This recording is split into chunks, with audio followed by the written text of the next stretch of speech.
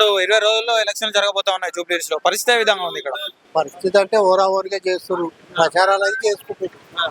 గెలిచేది ఓడేది ఇప్పుడు తెలియదు కదా, లాస్ట్ మూమెంట్ తెలుస్తుంది ఎవరు గెలిచేది. మరి ఏ పార్టీ ప్రచారం బాగా జోరు మీద చేస్తుంది? రెండు చేస్తున్నాయి, టీఆర్ఎస్ చేస్తుంది, కాంగ్రెస్ చేస్తుంది. బీజేపీ పరిస్థితి ఏంది? బీజేపీ థర్డ్ ప్లేస్, అది థర్డ్ ప్లేస్. థర్డ్ ప్లేస్ ఎట్లున్నాయి మరి? ఇప్పుడు చూసుకున్నట్టయితే 3 సార్లు ఎమ్మెల్యేగా మాగంటి గోపీనాథ్ గారు ఇక్కడ పనిచేసిండు. అవును, అభివృద్ధి పనులు చేసిండు ఇక్కడ?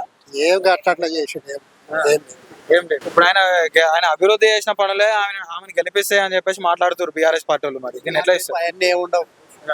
రూలింగ్ పార్టీ ఉంది, పిల్లగాడు యూత్ ఉన్నాడు, చేస్తాడని నమ్ముతున్నారు.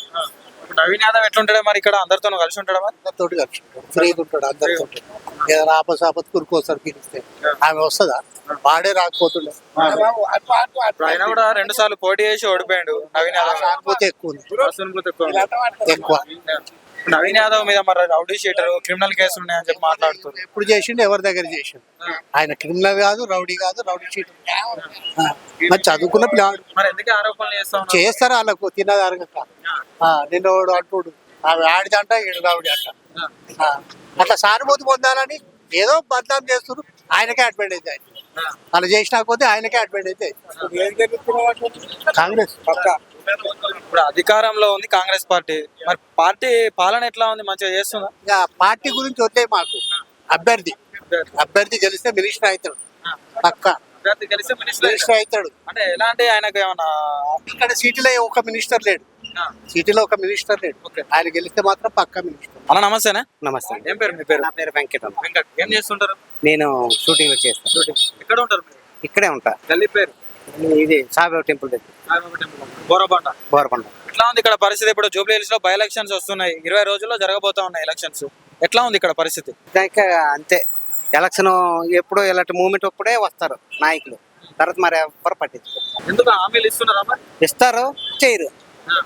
ఎట్లా ఉంది ఇప్పుడు 3 పార్టీల పరిస్థితి ఏ విధంగా ఉంది? బీఆర్ఎస్ పార్టీ ఉంది, కాంగ్రెస్ పార్టీ ఉంది, బీజేపీ ఉంది. ఇప్పుడు పడి చెప్తే బీఆర్ఎస్ ఉంది.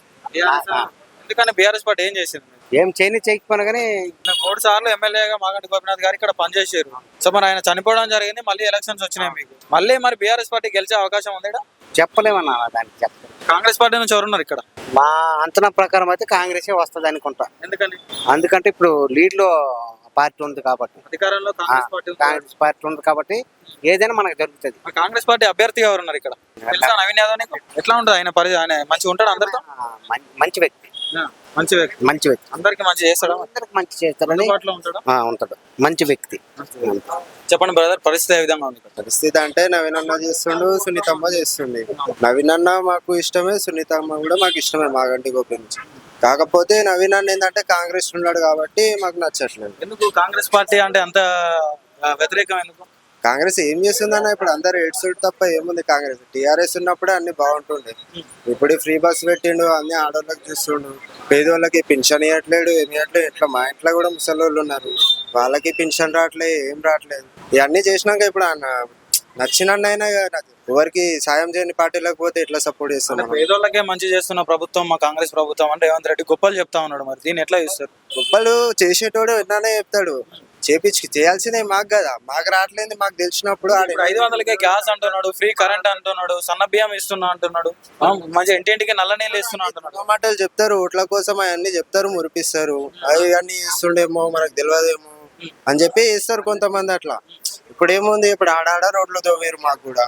ఇప్పుడు పార్టీలు అవన్నీ కొట్లాడుతారు. ఇప్పుడు ఆ రోడ్ల గురించి మేము పోనీకి ఎట్లుంటది ఇవన్నీ మేము కూడా చూసుకుంటాం కదా. మాకు తెలుసు ఎవరికి వేయాలి, ఎవరికి గెలిపించాలని మాకు కూడా తెలుసు. అంటే ఇప్పుడు 3 సార్లు మాగంటి గోపీనాథ్ గారు గెలిచిండు కదా ఇక్కడ నుంచి, మన అభివృద్ధి పనులు చేసిండు ఇక్కడ? చేసిండు, బాగానే చేసిండు. కాంగ్రెస్ ఉన్నప్పటికంటే నేను ఉన్నప్పుడు అయితే బాగానే ఉండే మాకు. ఇప్పుడున్న కాంగ్రెస్ కంటే కూడా మాకు టీఆర్ఎస్ ఉన్నప్పుడే ఇక్కడ అంతా మంచిగా. ఇప్పుడు నేను నాది బస్సు కాదు, పక్క బస్సు. నేను పక్క బస్సు నుంచి బస్సు వస్తే కూడా కాంగ్రెస్ మంది కొంతమంది ఓర్వలేరు. బీఆర్ఎస్ ఉన్నప్పుడు బీఆర్ఎస్ వాళ్ళు కూడా ఉంటారు, ఇక్కడ కాంగ్రెస్ వాళ్ళు కూడా ఉంటారు. బాధ ఏంటంటే మేము టీఆర్ఎస్ కి సపోర్ట్ చేస్తామని ఇక్కడ కొంతమంది వ్యతిరేకంగా మమ్మల్ని వస్తూ ఉంటారు. బీఆర్ఎస్ లో ఉండే కార్యకర్తలే ఇలా ఉంటే బీఆర్ఎస్ లో కార్యకర్తలు మంచిగా ఉంటారు. ఇప్పుడు కాంగ్రెస్ ఉన్న వాళ్ళు ఇట్లా ఇక్కడ మంచిగా ఉండరు కార్యకర్తలు. గవర్నమెంట్ వస్తే ఇంకెంత మంచిగా ఉంటుందని మేము కూడా ఆలోచిస్తాం. అట్లా అని. అంటే ఇప్పుడు నవీన్ యాదవ్ గారు వస్తే పరిస్థితి ఏంది మరి ఇక్కడ? నవీన్ అన్న ఒకరికి సాయం చేసే గుణం ఉన్నోడే, కానీ ఇప్పుడు కాంగ్రెస్ లోకి వెళ్ళినాక పైనుంచి ఉండే వాళ్ళదే కదా ఉండేది. వాళ్ళు చేతులకించి వీళ్ళకి ఇస్తేనే వీళ్ళు ప్రజలకు పెడతారు. ఇప్పుడు నవీన్ అన్న వాళ్ళకి పోయినాక ఆయన నవీన్ అన్న చేతి ఆయన జోబు నుంచి అయితే ఆయన తీసి మొత్తం ఊరంతా వంచాడు కదా. ఇప్పుడు ఆయన వచ్చిన పైనుంచి మనకు వస్తేవో రావు, ఆయన చేస్తాడో లేదో అని చెప్పి వచ్చి మాకు నచ్చిన పార్టీకి మేము వేసుకుంటాం. నవీన్ యాదవ్ కాంగ్రెస్ పార్టీ నుంచి కాకుండా ఇండిపెండెంట్ గా వేస్తే నవీన్ యాదవ్ కే మీరు సపోర్ట్ చేసేవాళ్ళం? వేస్తాం.